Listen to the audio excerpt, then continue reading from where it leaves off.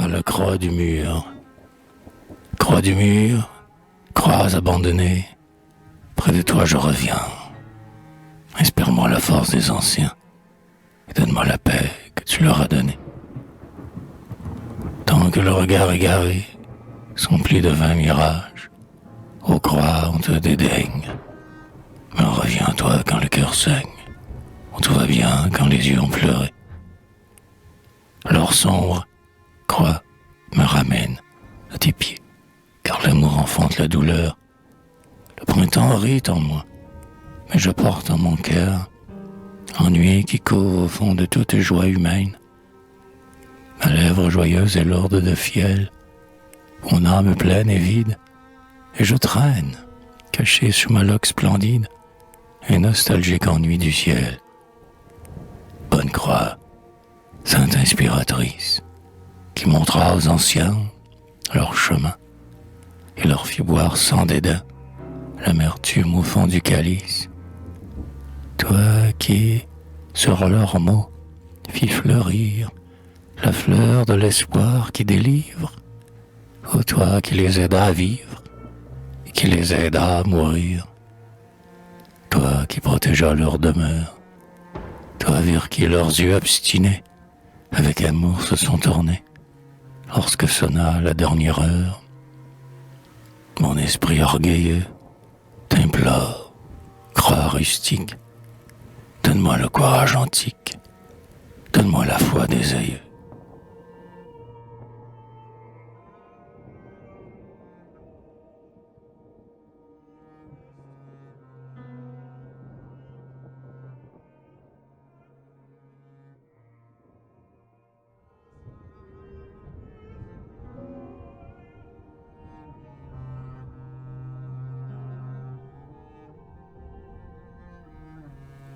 Je t'aime, croix, et te le dis. Je t'aime, croix de nos ancêtres. Règne sur nos cœurs, resplendis, sur nos fronts là de pauvres êtres. Pas rustique et noir compressé, nos aïeux, le cœur lourd d'alarmes, sur lequel ils ont versé les plus brûlantes de leurs larmes. Tu brilles d'un rayonnement qui n'est pas né de cette terre. Tu montes jusqu'au firmament, sur les ailes d'un doux mystère. Mais tu ne connais pas les vœux de la légère adolescence. Pour te voir, il faut que les yeux se soient lavés dans la souffrance. Mon cœur sait maintenant pourquoi on met la maison sous ta garde. Je comprends les élans vers toi et l'œil en pleurs qui te regarde. Je comprends le cri du mourant, tournant vers toi son œil livide. La pauvre mère t'implorant, à côté de son berceau vide. Je sais pourquoi tu vis venir vers toi les anciennes tristesses, et tu verras dans l'avenir nos misères et nos détresses. C'est que tu sais faire accepter l'épreuve que le temps nous forge. Toi seul, aux croix, peux t'arrêter le sanglot qui monte à la gorge. Toi seul apaise la rancœur, les déchirements et les fièvres, les révoltes au fond du cœur et le blasphème sur les lèvres.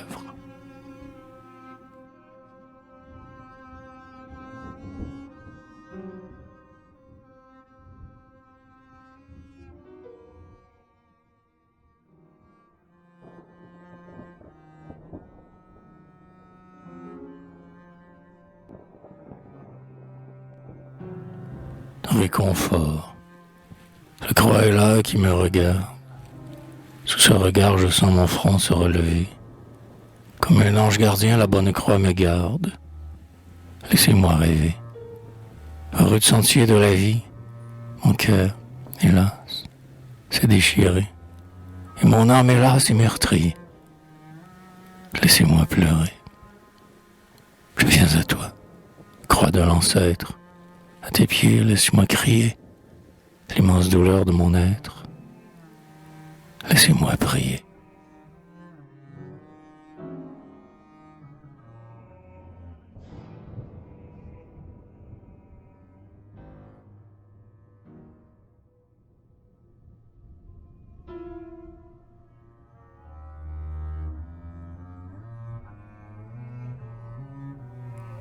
dimanche d'été. Dimanche, les portes ouvertes laissent voir les collines vertes qui, dans la fraîcheur du matin, rafraîchissent leur teint. Pour plaire à Dieu, le Maître. Dans un charme nouveau, le sol veut apparaître. Tout chante, le mot et le chant. La tige effleure, la brise est chant. La nature, comme un grand cœur joyeux, s'épanche. La nature, elle aussi, célèbre le dimanche. Au calme abords d'un ruisseau, des canards patauchent dans un seau, et dans l'herbe où l'onde se noie, surgit soudain le dos immaculé du noix. Les coqs chantent, perchés. Les habitants, endimanchés, attendant les pieuses sonnailles, chassent du temps et des semailles. Et moi, dans ma fenêtre ouverte sur les cieux, par lequel m'arrive un vent délicieux, je regarde passer, belle en sa robe grise, la voisine, maintenant sa fille est à l'église.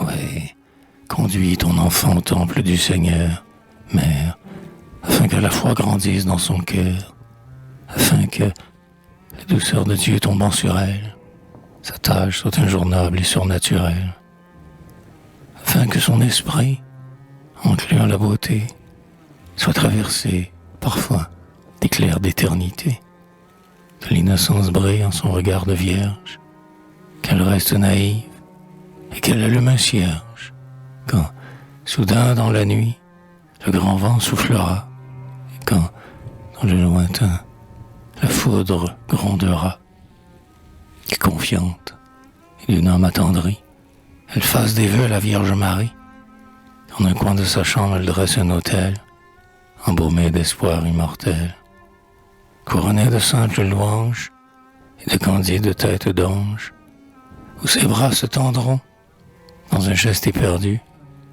quand sur son front joyeux l'ombre aura descendu.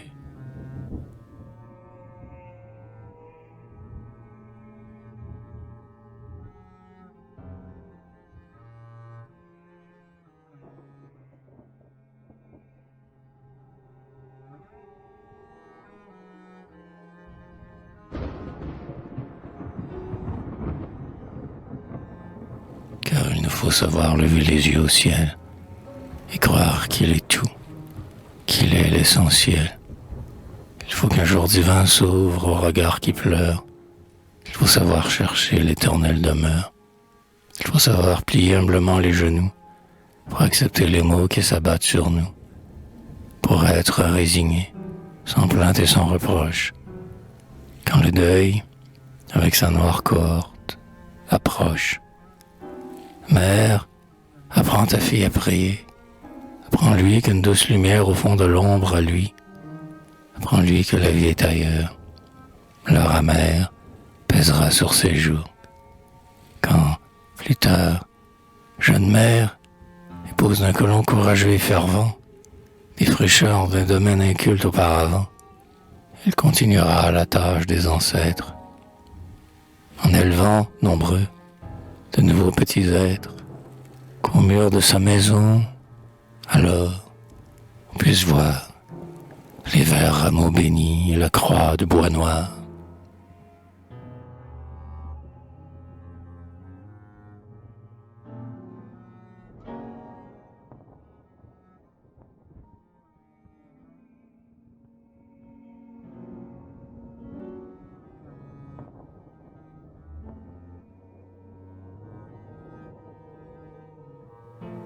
Prière aux aïeux.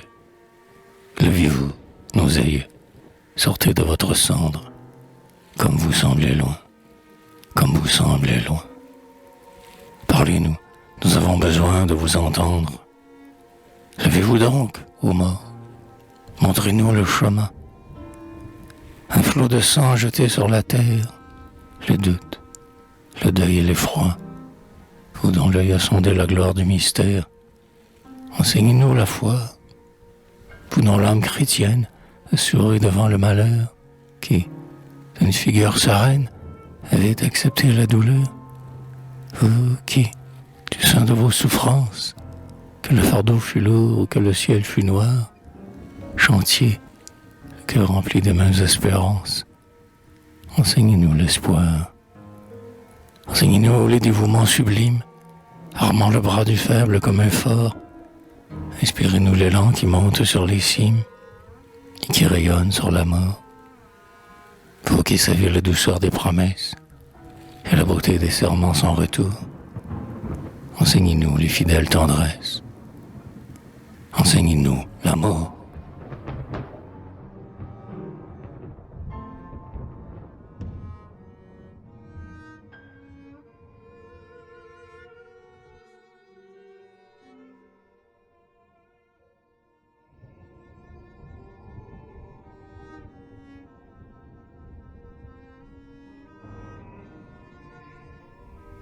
Nous implorons votre aide maternelle, vous qui vivez dans la gloire éternelle, loin de nos jours et de leur noir courroux.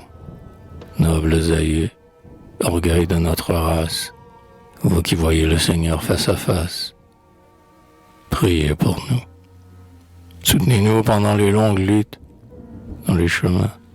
Préservez-nous des chutes, rendez nos cœurs orgueilleux et jaloux. Apprenez-nous à vaincre avec courage, et, s'il le faut, à lutter avec rage. Priez pour nous. Vous qui, jadis, en une tâche ardue, avez dardé le soc de la charrue, dans les forêts, dans les hauts nids, ouvrez notre âme à l'œuvre salutaire. À vos enfants, faites aimer la terre. Priez pour nous. À notre ardeur, que votre ardeur renaisse, qu'une éternelle et vibrante jeunesse arme nos bras et courbe nos genoux. Inspirez-nous vos espoirs et vos craintes, nobles aïeux, ô nos saints et nos saintes. Priez pour nous.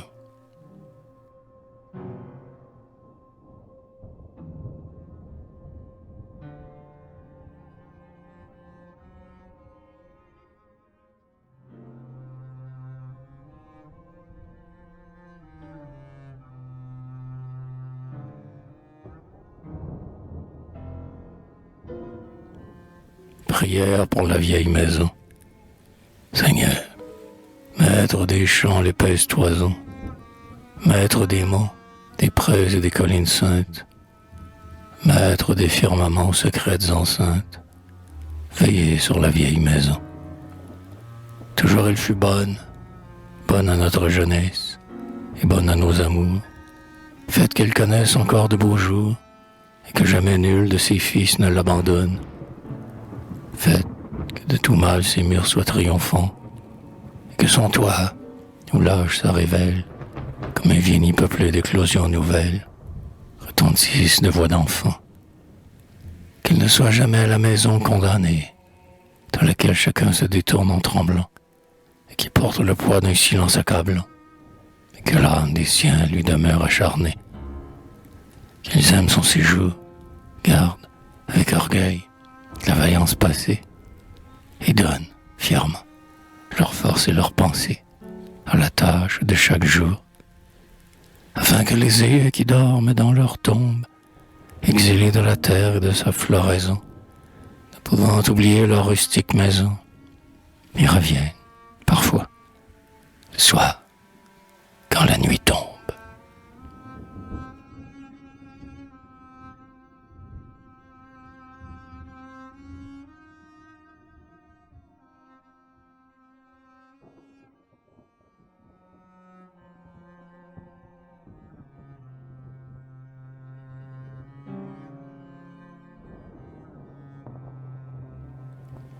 Bénissez, ô mon Dieu, notre vieille demeure, à cause de la foi que gardèrent en vous nos aïeux, les anciens qui, courbés à genoux, ont toujours attendu votre jour et votre heure. À votre loi, Seigneur, Ils vécurent soumis. Jamais un mot amer ne parut sur leur bouche. Mais, tels épis mûrs que le moissonneur couche, dans les bras de la mort, ils se sont endormis. Si, parfois, dans la nuit, quelques grêles muettes venaient anéantir leur seigle ou leur froment, et ils ne murmuraient point, mais disaient doucement: le Seigneur l'a voulu, sa volonté soit faite.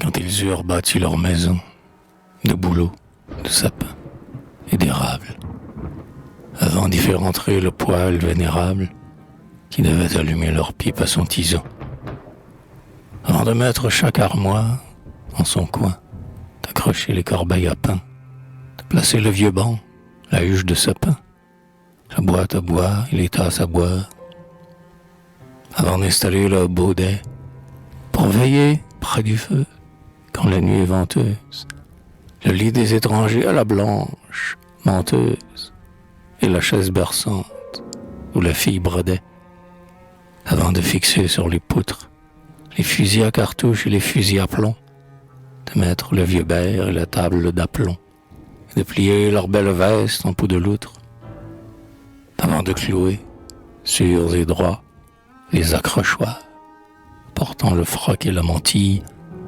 même avant de songer à souper en famille. Sur le mur de bois franc, ils ont placé la croix.